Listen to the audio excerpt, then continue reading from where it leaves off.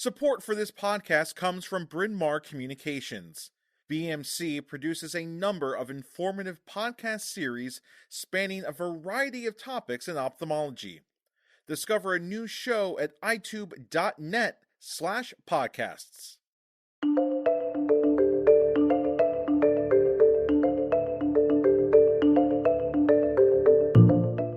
Welcome to this episode of Modern Management of Vitreous Opacities. My name is Walt Whitley. I'm an optometrist with Virginia Eye Consultants, and I'm joined today by my three esteemed panelists, Dr. Alison Early, Dr. Christina Weng, and Dr. John Kitchens. It's great to have you all here. Alison practices at Cincinnati Eye. Thanks for being here today, Alison. Well, thanks so much for having me. We also have Dr. Christina Weng from Baylor College of Medicine, who's a vitreoretinal specialist. Thanks for having us. And last but not least, we have John Kitchens, Retina Associates Kentucky. Great to be with you again there, John. Well, great to see you again. Thanks for having me. Before we get into the program, let's preview this three-part mini-series.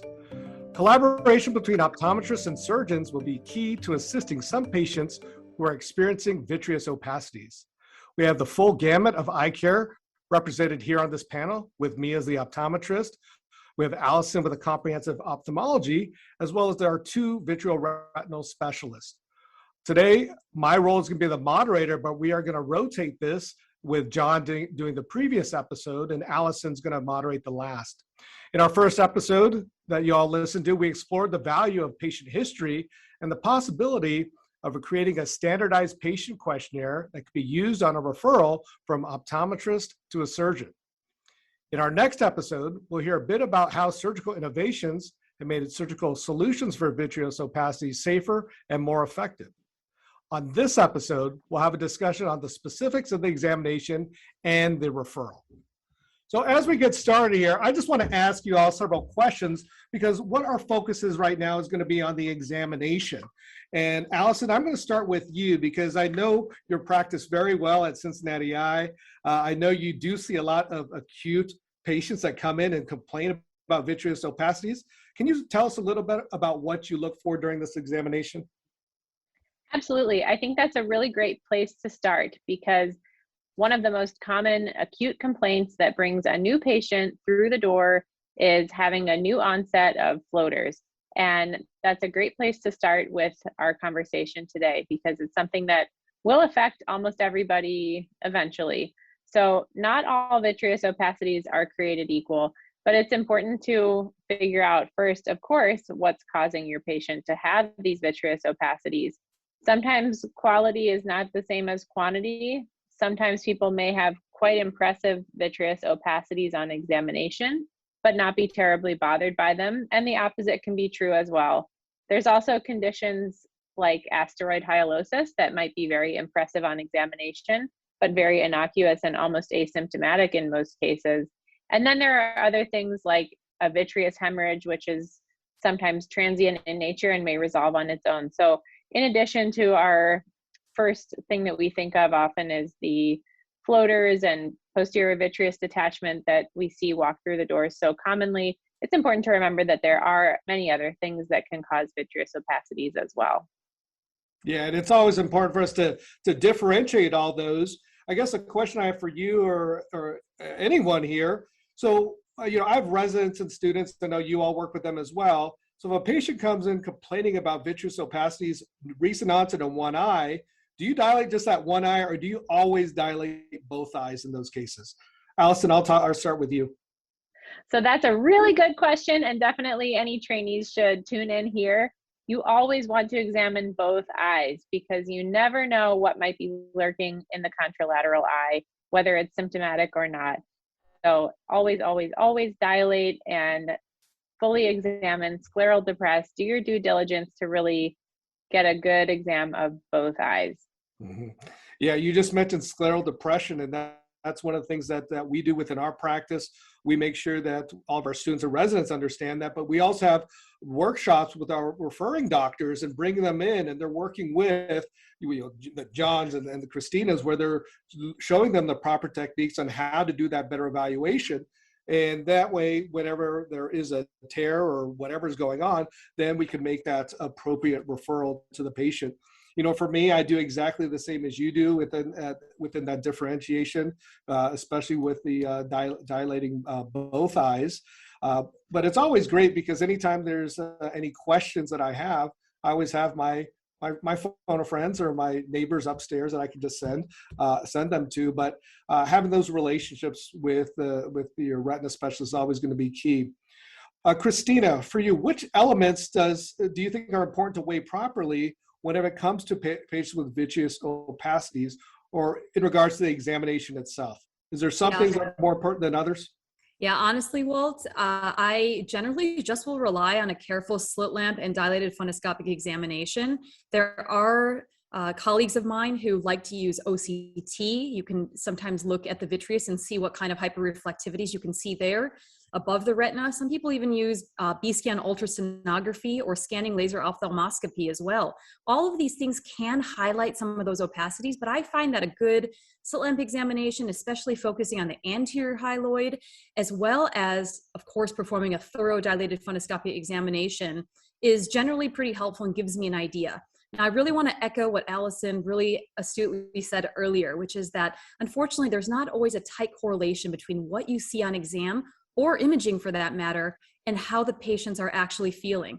So I'm going to give you a tricky response to your question. I think it really comes down to history still.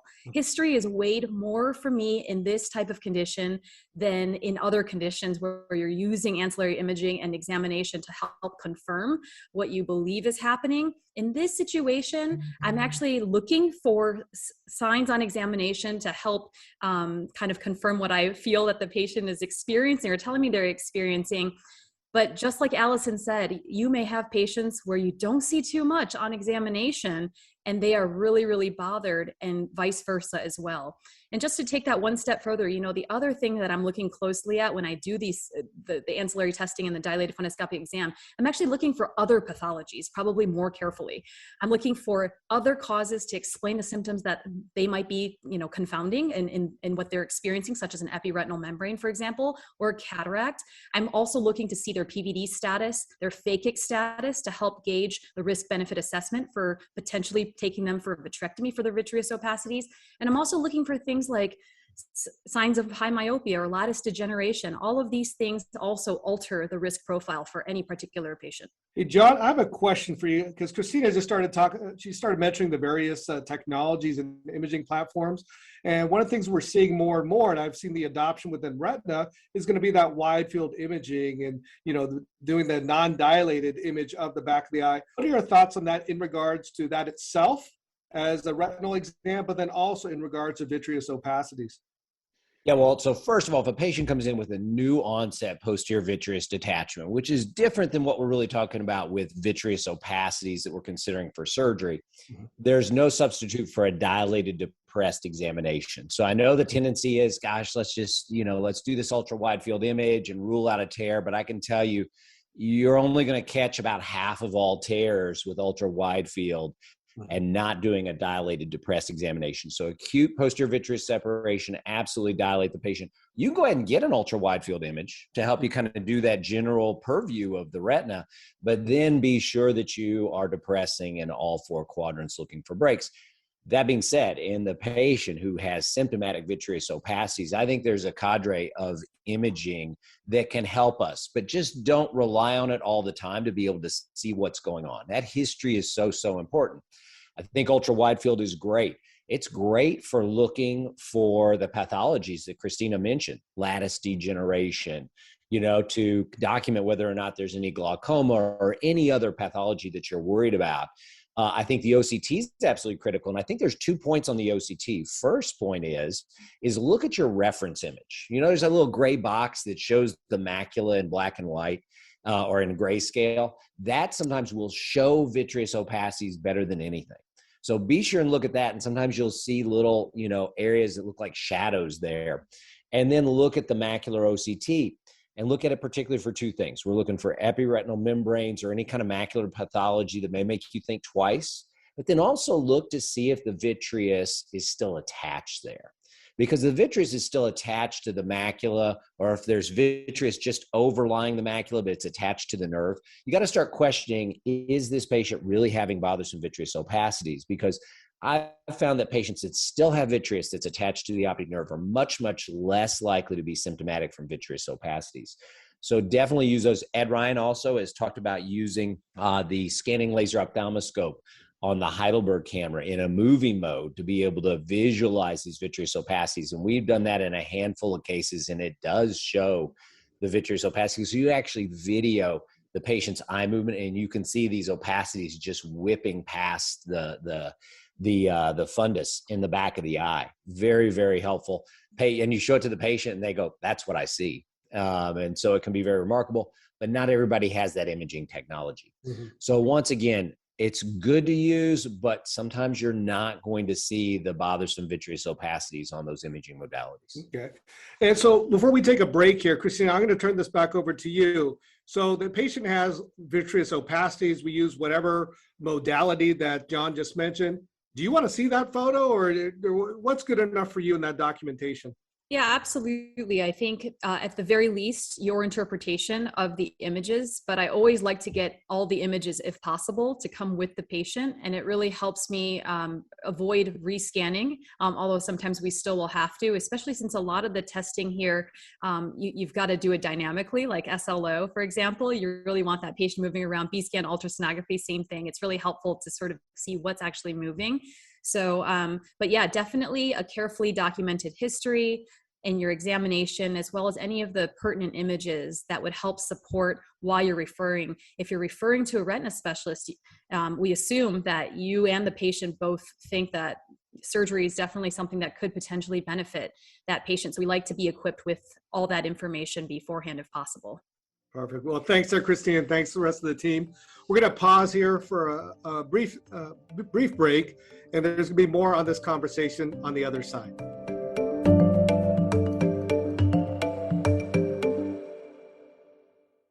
Support for this podcast comes from Bryn Mawr Communications. BMC produces a number of informative podcast series spanning a variety of topics in ophthalmology. Discover a new show at itube.net/podcasts. Welcome back to the miniseries, Modern Management of Vitreous Opacities. I'm your host for this episode, Walt Whitley. Let's continue our discussion on the examination and referral of patients with vitreous opacities. And so to start this section off here, Alison, I'm going to turn it back over to you. And so you have a patient that comes in for vitreous opacities. You can pick how long they've had it, but how long do you wait before you refer that patient with vitreous opacities to a retina specialist? You know, I think it depends a bit on exactly what the patient tells me. As we've talked about, there's a long time span sometimes that patients may tolerate these symptoms. Other patients may come in at acute onset, and you have to find that sweet spot where they've gone past the window of neuroadaptation. So when I see somebody with an acute PVD, I always counsel them that most likely over time they will neuroadapt and their floaters will become much less noticeable. They may still see them in certain lighting conditions or certain situations, looking at the clear blue sky or their bright computer screen or something like that. But over time, they do typically become less noticeable, but it's not an absolute. So I usually want patients to get through maybe the first 3 to 6 months of symptoms before I would consider a referral for a floater surgery or vitrectomy in somebody with an acute PVD. That interval might be slightly shorter if it's a patient who has recently had cataract surgery and suddenly their floaters are much more dramatic to them now that their visual acuity and contrast has improved. I may consider a shorter interval for that type of referral. And even as a subset of that, if a patient has a premium intraocular lens and they're dealing with multifocal vision, it could be that their floaters are even more noticeable to them than somebody with a monofocal lens. So as with everything, it has to be tailored to the individual. And we talked about cataract surgery last time and post-operatively. So if we had to say how many months, when would you refer that patient with the vitreous opacities that developed after cataract surgery, no matter the lens? Do you have a time frame? I think for most situations dealing with vision after cataract surgery, I would be more conservative. And I oftentimes think that observation is the first course of treatment that I would choose. And to, again, see if a patient neuroadapts to their new visual input. You want to make sure that both eyes are seeing as well as they can, and there are no other situations occurring like cystoid macular edema or post-op inflammation or things like this that could also be degrading their vision. Another thing that I think is extremely common, and it's one of those things that you either see it all the time or you miss it all the time, is dry eye. And I'm sure you know that well, Walt. So patients who have cataract surgery are more likely to have dry eye flare-ups in that first few months following surgery. So I think it's really important to make sure that you've reestablished the new baseline before you entertain the idea of secondary procedures. Yeah, and I'm very similar to you in how I approach patients with the vitreous opacities. Oftentimes it just depends on going back to the history, as we talked about earlier, is, how long has this been bothering them? And have we given them the time to neuroadapt? But if there's a patient that says, oh, I've had it for months or years and it's bothering today and it's just for some reason bothering more than usual, then, I'll say I'll get them in with, one of the retina specialists sooner or the next available, but it's not an emergency. I let the patient know. We'll try to get you in just to address the quality of life. And so, John, are there certain unique circumstances that may require a more prompt referral for patients with vitreous opacities? Walt, I'll tell you, occupationally, sometimes there are people who have occupational jobs that require excellent visual acuity. So if the person, let's say, is a professional photographer, you may want to refer that patient a little bit sooner. I've seen a couple of professional athletes. I didn't operate on them, but they were bothered by their vitreous opacities and came in for an evaluation. The problem with that situation is they're oftentimes younger and you're going to give them a cataract. I think one of the key things to do, though, is if you're seeing a patient with vitreous opacities, be sure to review the symptoms of a retinal detachment with that patient before you send them out. And you want to just say, hey, look, I just want to make you aware. I know these floaters are bothering you, even if it's an acute PVD or something that's more chronic. If you see a shadow or a curtain coming up or down over your vision, or if you start to see tons of new floaters, you want to give us a call right away. So I think that can't be missed. And anybody who has then an abrupt change in their visual symptoms, anything beyond what they're normally used to, take a look at them. And if they have anything going on, send them over. But we don't want to miss the retinal detachment. Mm-hmm. Otherwise, beyond those two things, really patient aggravation, we're pretty amenable to getting patients in within 3 or 4 weeks for an evaluation for vitreous opacities. We're not that far booked out. So the bottom line is a 3 or 4 week wait for an evaluation is not that bad. So, what do ODs need to do during the initial examination to ensure that the patient, if referred, will receive prompt treatment that will help alleviate their symptoms? And I'm going to turn that one over to you, Christina. So, what do we need to do to help patients get prompt treatment if needed? So I think what helps, Walt, honestly, is just making sure that all the communication loops are closed.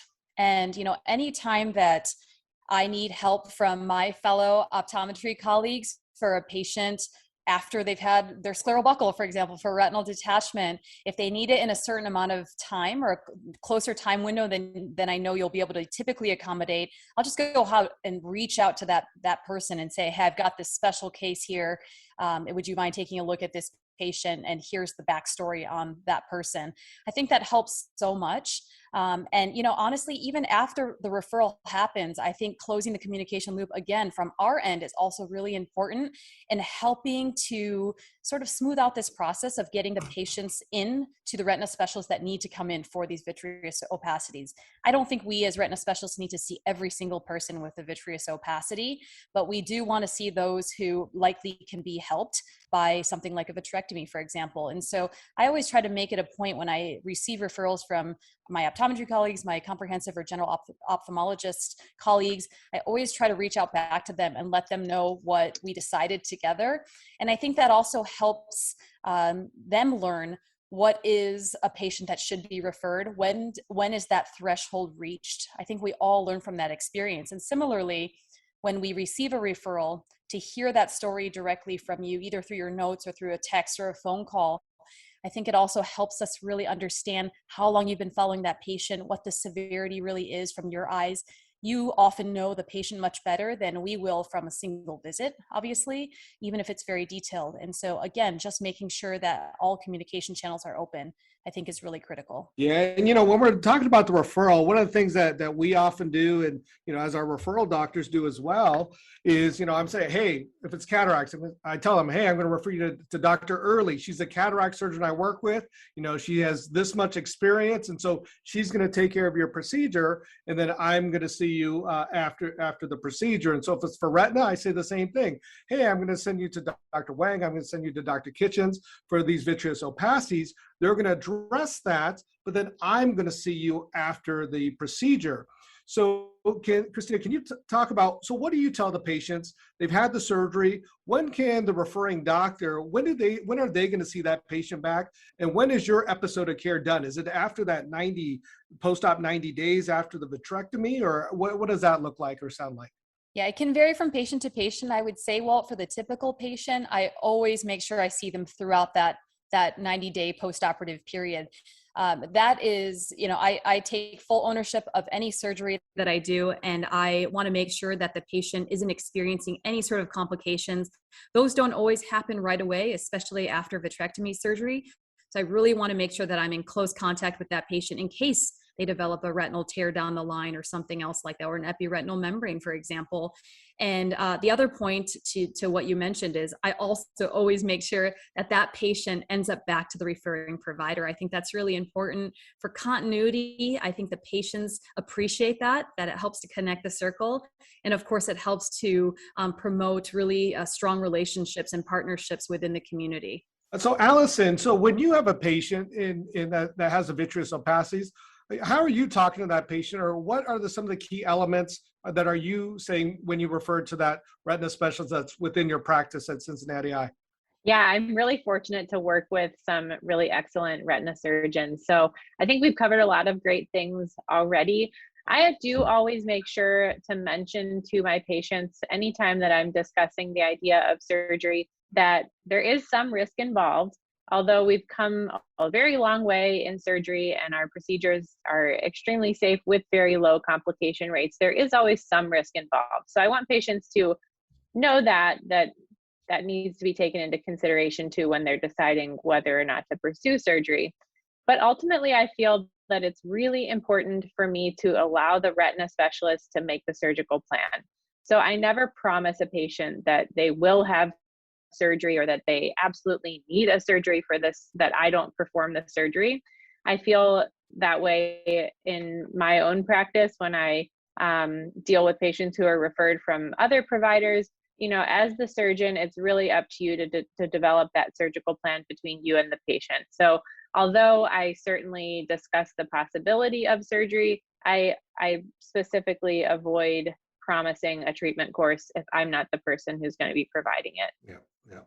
Well, I appreciate all your insights here. And for all of our listeners, as you can see, this all comes down to the communication aspect of it. And yes, I know our focus right now was more on the examination, the referral itself, but it's going to be communicating with the patient, but then also communicating between all of us, the providers of their care. That's it for this episode of Modern Management of Vitreous Opacities. Join us for our next episode in which Alison Early will be moderating on surgical innovations that make surgery for vitreous opacities a reality. And be sure to go back in your podcast feed to listen to our conversation about patient history. On behalf of the panel, I'm Walt Whitley. Join us here next time.